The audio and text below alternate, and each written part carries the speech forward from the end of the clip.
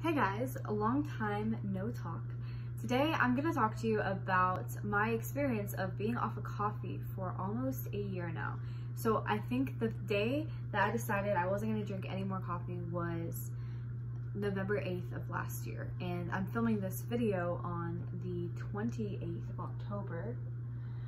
And so next weekend, like a week and a half, it'll mark a year since I've been off of coffee. But I'm really excited about this, so I wanted to film it now. So it's kind of crazy to me to even think about that, because if you were to ask me that like 2 years ago, I would have never thought that I would even do that. And I did a video a couple months, I think, into being off of coffee, where I talked about how I quit coffee and life got even better. And I remember reading a book that really inspired me, which I will talk about. And in the book, the author said that there is life after coffee. And it was kind of one of those things where I read it and I was like, yeah, okay, I know, but I'm still gonna have to go through all of this to get to that point. And I'll be straightforward with that. There is life after coffee, but you will have to die first. And I don't mean physically die. I mean, you're gonna go through some stuff that's really you're gonna kill that craving, if that makes sense. It's not gonna be an easy break, but it definitely is worth it. And the best gift is that you become more in tune with yourself and you experience real energy. If you feel energized and you're not taking any stimulants, you're just eating good food that nourishes you. I'll also talk about in this video, you're getting good sleep, and you can do some other things in your environment to just give you more natural energy and make you healthier. Then you know that you're really feeling your natural energy, the natural type of highs, which is the best thing because it's coming from within yourself. I mean, of course, there's things that you add to help, like the good food and all of that stuff, but it's different than the sort of high feeling you get from coffee and other stimulants.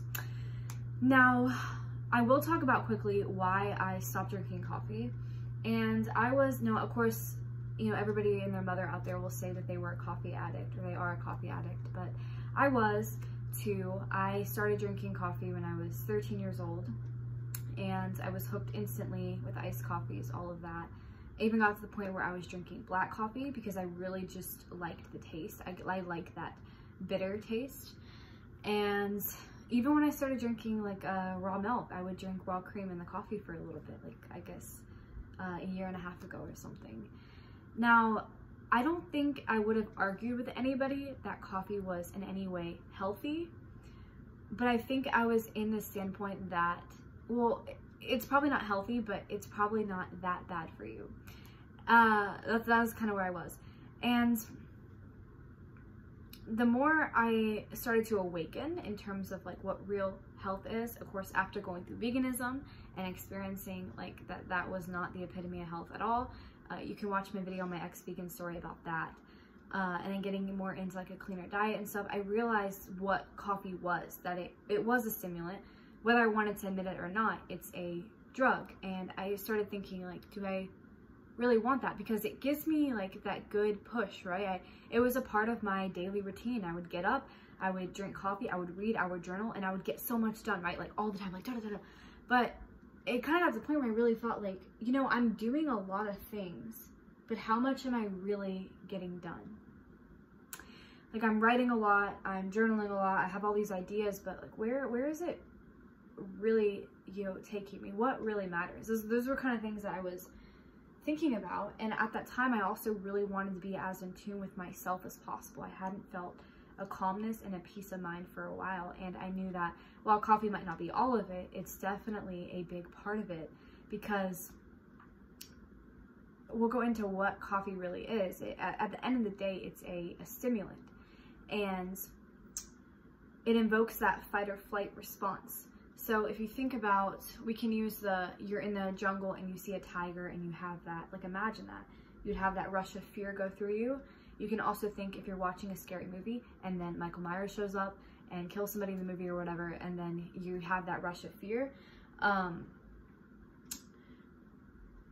It's getting a little, okay, whatever. Then you can also think too, like if you're driving in the car and then you are like, you almost get in an accident, but you didn't, but you almost did. That rush of fear that goes through you, that is your fight or flight response, and it runs your adrenal glands. Think about this. When you're drinking coffee, that caffeine is running your adrenals like that all the time. So you're doing that to your body. You're basically draining your energy stores. You're really depleting your adrenals. And I started to become aware that that was what was happening. Once again, it didn't matter whether I liked it or not, or whether I was going to continue drinking coffee or not. I just had to come to an acceptance of, this is what's happening. Then I read the book called Caffeine Blues, which I think is somewhere on the bookshelf. Let's see together if it's over here. Yeah, it is over here. Okay, so this book, Caffeine Blues, it was written quite some time ago, but the information is still accurate. It's by Stephen, I don't want to butcher the last name, but this guy. And it's about wake up to the hidden dangers of America's #1 drug. So Caffeine Blues was a really great book because, I mean, you can logically, you know, come to the conclusion that coffee isn't natural and it's probably not healthy for you, and you can see what it does to you, and you can think about all that logically. But this also brings some of the science into it. And just the more I read it, I mean, I only had to read a little bit of it to really see the proof. Like, yeah, this is no good for me. Like I see in the book right here, there is life after caffeine. And I can vouch for that. There is. It might take you some time, but there is, and it's definitely worth it. I mean, I'm not a super into science person. I mean, I respect science. I will look at it sometimes, but I like to base arguments off of like intellectual understanding as well. But if you are interested, if you're somebody who you're like, I need to see the science behind it, check out this book. So when I really realized that it was a toxin and I really understood that I was poisoning myself, it was kind of just like, no more. I don't want to do this anymore. And you know, another thing in this book is it affects women a lot as well. And you have to think about women. You know, we are the beings that carry the next generation of children into the world, and whatever we do to our bodies will get passed down. So that's also an important part to consider. But like I said, the biggest reason was you just realize that it's a toxin. Okay, anyways. So yeah, I just realized, okay, I'm not going to drink this anymore. And it was kind of like a cold turkey thing. I guess because I realized that I could wean off of it slowly, but every time I drink this, I'm poisoning myself. So why would I continue to willingly do that? And that was it. That's how I stopped drinking coffee. I remember I was really tired in the beginning. The first day I didn't have coffee, I was so tired. I didn't want to do anything, and I slept a lot for the first couple of days. How it kind of went throughout the months, I'll touch on that a little bit, because I did talk about it in the other video as well, but it was hard to break it because the cravings were still there. And of course it was the taste of coffee that I liked, and it's the caffeine that makes your body addicted. Your cells are literally addicted to it. They're expecting it. But it was also just the experience. I loved being at coffee shops, and I still do. I will still go to Starbucks sometimes and meet up with friends or whatever. And, you know, maybe I would even go there myself and like do like work or study or something. I don't know, read a book, but I wouldn't get coffee or anything. I'll just get their sparkling water or something, because I just love the environment of coffee shops. I love the ambiance and all of that. But, so that was really a hard part for me. I think for a lot of people, I mean, yeah, it was a part of my daily routine, and then it was gone. So it was hard to adapt. It just took time. That was just something I had to tell myself, was it sucks now, but you gotta give it time. You gotta take care of yourself and your body and just let go of it. So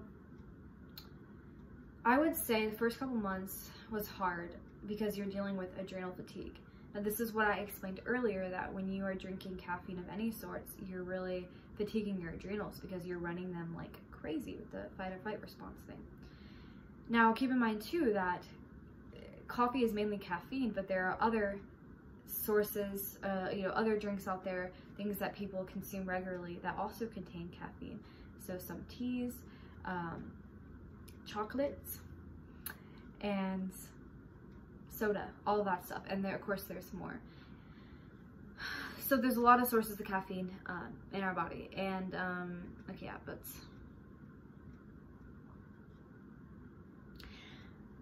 which will, when you get off of them, you'll really feel the adrenal fatigue. You don't feel it so much when you're drinking the coffee, although it's there, because you'll notice you'll drink it in the morning. You'll have that super high energy for a couple hours. Then after that, you get your mid-morning, midday crash. And then you need either more sugar or more coffee to bring you back up. And then you have the mid-afternoon crash, and it's just a constant up and down cycles. Thankfully, when you're off of coffee and you're eating good food that energizes you, getting good sleep, have a good environment, you don't experience that anymore. And it gets gradually less and less and less. In the beginning, I experienced that very strongly. Even without coffee, I still had the crashes.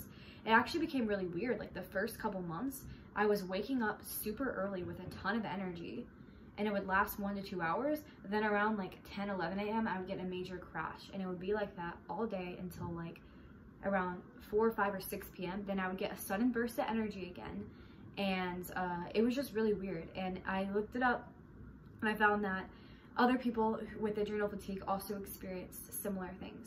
So that was interesting to know. It's just basically your body is really confused.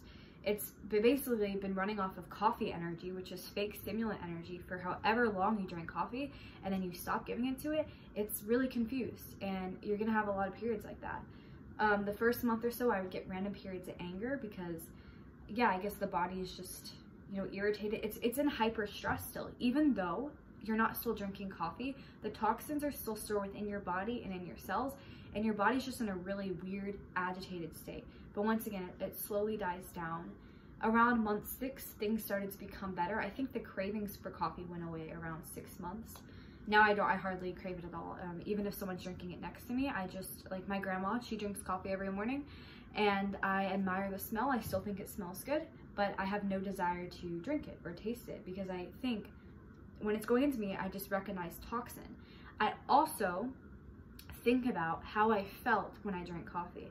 Even though it gave me the good high feelings, it was never, you always felt a sort of like burned out. Like I hated that. I hated feeling burned out in mid-morning and afternoons. It's like you feel good for the first couple hours of your day, and then you feel really bad for the rest of the day, or just off or weird. And I didn't like that at all, and I think that's the thing that I really enjoy the most, is just stable energy and not having those crashes anymore. And if they do come, it's from certain foods that I eat that I know will trigger, and then afterwards it's like, well, I did it to myself, so I know. So I want to go into some things that really helped me. So like I said, I'll tell you how I'm at now. So it's been a year. There are no cravings for coffee. Energy is so much better. I don't want to say it's perfect yet, but lately I've had some really good days. I mean, it's getting a lot better. And there's other things I found that do have an impact as well, which I will also share in this video. And yeah, it's just, all I can say is there is life after coffee. Common questions are, do I miss it ever? And sometimes I do, but not the coffee itself, I guess, or the taste. I just miss the experience of it, like the routine of it. It's fun, especially when you go with friends. It's really a social thing. So like I said, I do miss those aspects of it sometimes, but you can still recreate that you can still go to those places. You just don't have to get the coffee, and within time you won't even want it. Yeah. So other things that really helped me that I would recommend to you, we'll start with food. So it's really important that you're eating food that energizes you, because that's the whole point, is we want to have our natural energy. We don't want it to run on any drugs or stimulants. So foods that I found really helpful, of course, are animal foods, lots of raw foods, because raw foods are alive. They supply your body with bacteria and enzymes. They help rebuild cells, so I think that's really important. In the beginning, I was consuming higher amounts of vitamin C, because vitamin C, I mean, it helps, your adrenals are vitamin C, so vitamin C is good for the adrenals. So you can get that in the form of, like, you want raw unpasteurized orange juice with raw heavy cream. I think I did that a couple times, or for, a couple months actually, I would drink that. Now, of course, I don't drink that as much now because I don't like all the sugar. I don't feel that good after it, but other sources of vitamin C are, maybe berries and whipped raw cream, or raw liver, heart.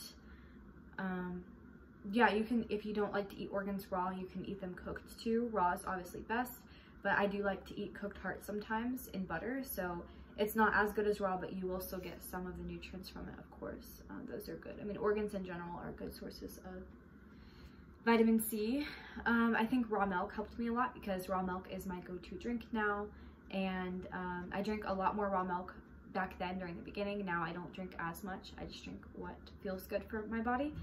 So that helped a lot, the raw dairy, because that's really good fats and good energy. So you want to think what's going to give you the most energy, proteins, and fats.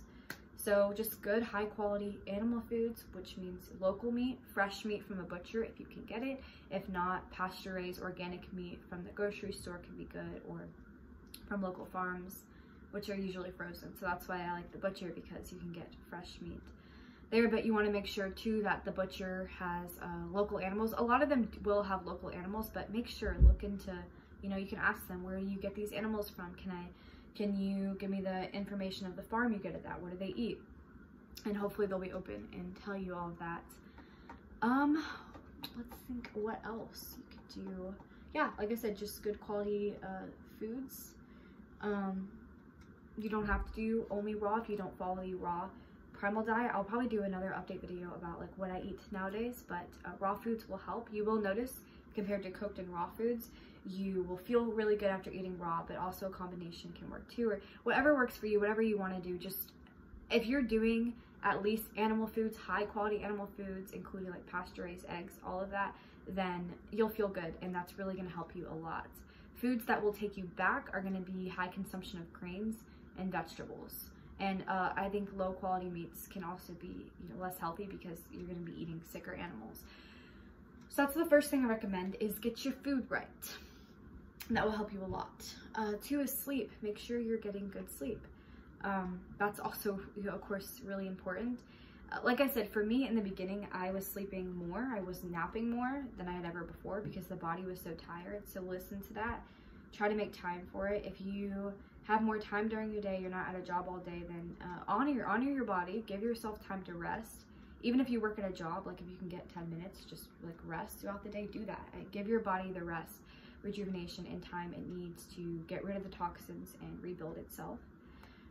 Something else that has, wow, really made a big difference, and this has to do with your environment. Now, I didn't know this before, and when he first told me about it, I was like, you know, I was thinking, okay, this makes sense, I can see it, but it wasn't until I experienced it that I really felt it, and I owe my boyfriend for all of this information, but he knows. So the EMFs, you want to lower your exposure to EMFs, which are the toxins that basically come out of the radio towers. Now, he would tell me about all of it, how I don't need to go into all of it, but he took certain precautions in his life to lower his exposure to it. And then I realized how healthy he is, like very, very, very good health. And I realized with him, that's not just about food. Now, he eats a good diet, but he does other things in his life that overall have made him extremely healthy. I can see that, and he really opened my eyes to that. So now I'm taking some of those precautions too, which I'll probably share a little bit here more, because I think it could help a lot of people. But yeah, lowering your exposure to the EMFs. So basically, EMFs are, it's like the radiation, okay, waves that come from the towers, cell phone towers. So your phone, oh, I'm filming on my phone right now. So when the phone is on either Wi-Fi or data, it's emitting EMFs. When your computer's on Wi-Fi, it's emitting EMFs, all of that. And it literally burns your body. It kills cells. It's definitely a cause of cancer. So if you can limit your exposure to that, you will have more stable energy. I experienced it because when I was with him, I slept way better than I had ever slept before in like a really clean environment. And here, now that I've taken some of the precautions, like using Ethernet cables instead of Wi-Fi, I can already feel a difference, and that has also helped a lot. So, like simple things that you could do is, if you have a computer, make sure you have it connected to an Ethernet cable, not Wi-Fi. Try to get rid of the Wi-Fi if you can. If you have a laptop, you can also use an Ethernet cable. I do on my laptop. I'll show you. I have an Ethernet adapter here. So there's an Ethernet plug that goes into the laptop. So now when I'm on it, I'm not, and you know, I'm on my computer, I would say, pretty often. So when I'm on it like this, I'm not being blasted with Wi-Fi rays. It's a lot better. Ethernet for your phone, I'll show you the little concoction. He also created this, so thank you. So this is, let's see, okay. So this is like a little, I can link it below what it is. It's some kind of like power box. You plug the main Ethernet that's connected to the modem into here, and then it opens up other Ethernet ports. So it's like an adapter, I guess. And I have an Ethernet, another little adapter, Ethernet USB adapter that goes into whatever this is called. This plugs into the phone, and then I can get internet on the phone without being irradiated. So it seems like these are really extra steps to take, but I mean, think about it. In nature, you would not be bombarded with this toxic radiation or low quality foods or any of that. You would probably get good sleep, be in a clean, natural environment, and you would have good quality food. So for optimal health, then it's important that we do the best that we can to recreate a clean environment. And there's many more things you can do too, which I will share in the future. But yeah, that's all for this video. The point of it was just to give you an update, what life is like after coffee, after a year. You know, what made me stop drinking coffee, things I experienced along the way, and of course the things that really helped, which is just making yourself as healthy as possible in general. And my, I guess, word of advice would be, yeah, if you want to take the step to get off of it, then, you know, you can do it.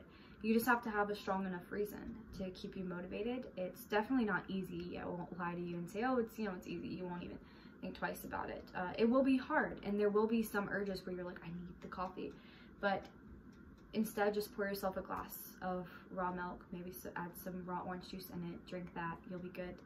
And just, once again, give yourself the time and the patience to heal, and you will start to enjoy the natural energy and the natural creativity that comes back to you. That is the last thing I'll end on. What I really missed the first, like, I will tell you, the first 6 months of being off of coffee, my creative energy was dead. And that was something I really liked about coffee, is it really brought out my creativity. It felt like I just thought of all these amazing ideas, like I could conquer the world on coffee. And then without it, it just kind of, yeah, I mean, it diminished, it went away. And for a while, you feel like, I'm never gonna get this back. This sucks, everything sucks. But you give it time and you'll see, it's a slow process. You'll notice a slow awakening. Certain desires will come back that you had before, and it'll be kind of like in a new light, because it's the true energy of your soul rather than the energy of the whatever toxic stimulant. So I hope that makes sense. I hope that was helpful. Feel free to ask any questions if you have them in the comment section below. And once again, the book that I mentioned, I think, yeah, this is a good read for anyone. It doesn't hurt to know extra information. Caffeine Blues. So yeah, I'll also try to link this in the description as well in case you want to check out the book on Amazon, or I think there's probably some kind of archive online version for free if you prefer that. But thank you for watching. I will see you in a future video.